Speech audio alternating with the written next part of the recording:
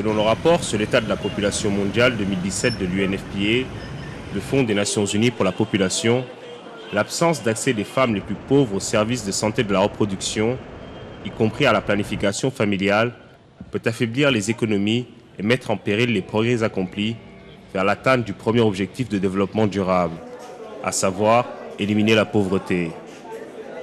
Chaque année, dans les pays en développement, cette situation entraîne 89 millions de naissances non planifiées et 48 millions d'avortements, mettant la santé des femmes en péril et limitant leur capacité à entrer sur le marché du travail ou à y rester et à devenir indépendantes financièrement. Dans le cadre des efforts pour relever ces défis de développement, les premières dames des 6 pays du Suède, l'initiative pour l'autonomisation des femmes et le dividende démographique au Sahel, ont récemment participé à Abidjan au lancement de la campagne médiatique de communication pour le changement social et le comportement. Comme vous le savez, l'Union africaine a consacré l'année 2017 au dividende démographique en lien avec la jeunesse au travers du thème « Tirer profit du dividende démographique en investissant dans la jeunesse ».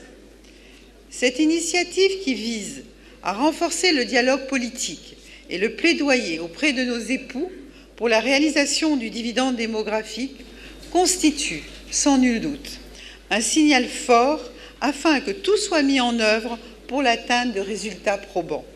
L'autonomisation des adolescentes et des filles constitue l'un des maillons essentiels pour l'atteinte du dividende démographique. Les jeunes adolescentes sont les plus vulnérables et sont trop souvent confrontées à des obstacles liés à nos coutumes et traditions. Nos gouvernements et les partenaires techniques financiers et sociaux s'investissent inlassablement pour une maîtrise de la natalité par l'espacement des naissances, la scolarisation des filles ainsi que la lutte contre les mariages précoces. Cependant, la natalité dans nos pays reste galopante et les adolescentes contribuent fortement à la fécondité de nos pays.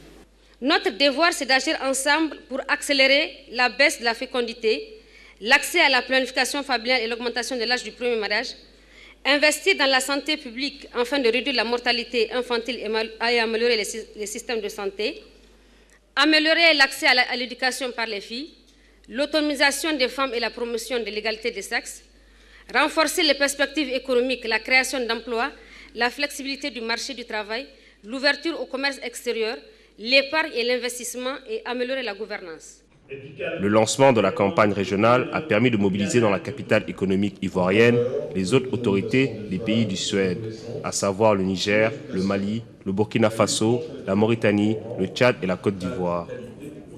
En présence des premières dames de ces 6 pays venues réaffirmer leur engagement auprès des familles et des communautés, la réunion de haut niveau a été une plateforme d'échange d'informations, de ressources, de matériel de sensibilisation auprès des différentes cibles. Elle a également permis une meilleure prise en compte des thématiques du Suède et de promouvoir l'initiative auprès des décideurs, des médias, des bénéficiaires et de la population, afin de donner plus de visibilité aux actions de la Banque mondiale, de l'UNFPA et de leurs partenaires. Dans le processus de mise en place et de développement du projet Suède, nous avons tous reconnu que la campagne médiatique de communication pour le changement social de comportement est un excellent moyen pour surmonter les obstacles.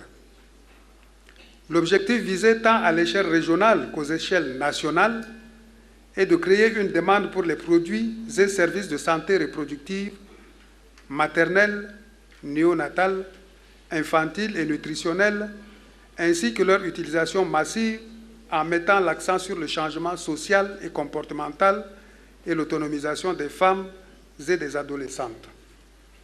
Cet objectif ne peut être atteint sans votre implication en tant que mère des nations. Cette campagne régionale que nous lançons ce jour sera accompagnée par des campagnes nationales qui viseront les populations vulnérables à travers multiples canaux. Ces campagnes de communication iront de pair avec une série d'interventions d'autonomisation au sein des communautés. Le succès de la campagne de ces interventions et de ces interventions sera mesuré par l'atteinte des bénéficiaires clés du projet Suède et par le changement positif dans leur environnement, permettant aux femmes et aux filles d'atteindre leur plein potentiel. Ce projet, dont le montant s'élève à 205 millions de dollars, soit environ 140 milliards de francs CFA, offre ainsi l'opportunité d'agir en commun et d'identifier ensemble les types d'interventions qui sont les mieux adaptés et que l'on pourra déployer à plus grande échelle dans la région dans les années à venir. Avec 330 millions d'habitants, l'Afrique de l'Ouest est confrontée à de nombreux défis en termes de développement et d'égalité de genre. La région continue d'afficher les taux de fécondité les plus élevés au monde, compris entre 4 et 7 enfants par femme. Les taux de scolarisation des filles au primaire et au secondaire restent relativement faibles. Par ailleurs, de nombreux facteurs tels que les mariages précoces, les violences basées sur le genre et les grossesses non désirées continuent de dégrader les conditions de vie des populations, notamment des femmes et des jeunes filles. À travers l'autonomisation des femmes et des jeunes filles, le projet Suède entend faire de ces dernières des partenaires incontournables du développement social et économique. Le lancement de la campagne régionale a permis de définir des messages clés en direction des populations sur les thématiques du projet, telles que l'éducation, le mariage des enfants, la santé de la reproduction, la planification familiale et l'autonomisation de la femme. La réunion préparatoire de ce jour permettra à l'ensemble de nos pays de partager les acquis et leçons apprises à l'issue des campagnes nationales de communication, mais également les leçons apprises par la mise en œuvre pendant quelques mois déjà, les mois écoulés du projet Suède. Les populations, notamment les leaders communautaires, les associations féminines et de jeunesse, et même, quelquefois, les chefs religieux ont réservé un accueil enthousiaste et manifesté un vif intérêt au message de sensibilisation sur la scolarisation de la jeune fille, les mariages et les grossesses précoces, les grossesses nombreuses, la santé de la reproduction et le bien-être familial, les violences basées sur le genre et surtout l'autonomisation de la femme.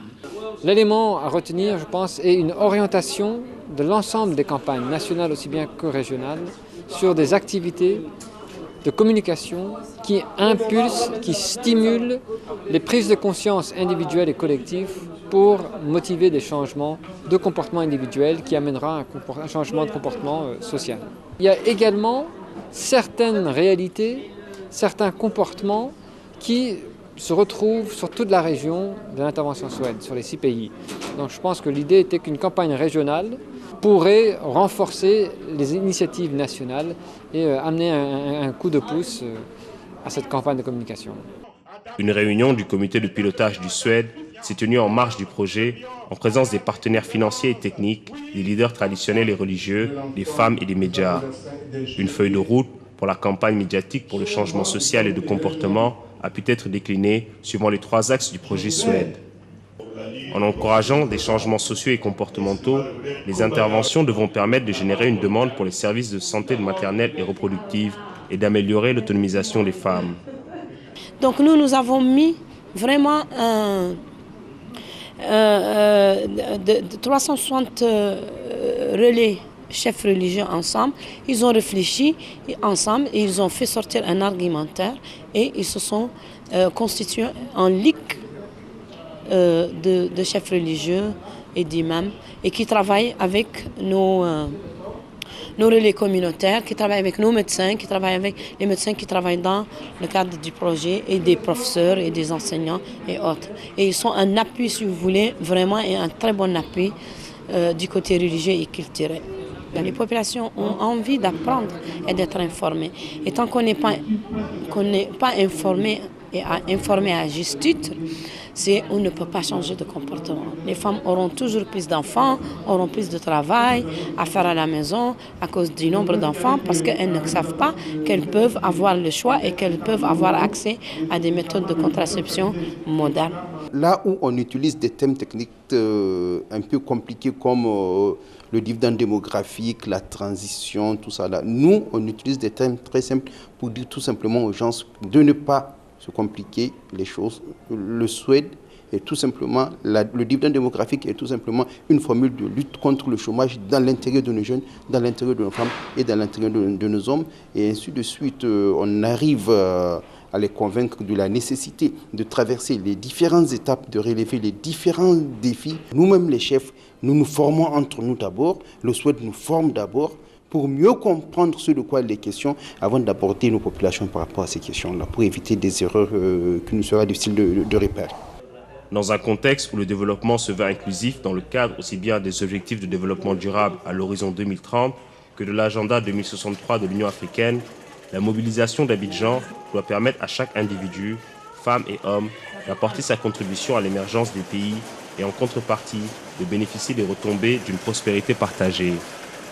Les différentes parties prenantes devront contribuer au changement de comportement social dans un environnement favorable au développement de la jeune fille et de la femme dans leurs pays respectifs, en continuant la sensibilisation au-delà du lancement. Elles participeront également à la pérennisation du SWED au Sahel et à son extension à d'autres zones du monde. La partie la plus difficile est derrière nous.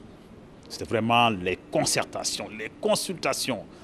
Maintenant qu'il y a quand même un accord sur tout, nous avons des feuilles de route, nous savons comment mener un certain nombre de réformes. Et d'ailleurs, dans beaucoup de pays, ces réformes sont très bien enclenchées. Les mesures de politique sont sur place, les programmes fonctionnent. Nous avons mobilisé un peu les acteurs, les contrats sont passés avec la société civile. Donc je crois aujourd'hui, vraiment, nous sommes sur la bonne voie. Il faut simplement faire en sorte qu'il n'y ait pas d'arrêt.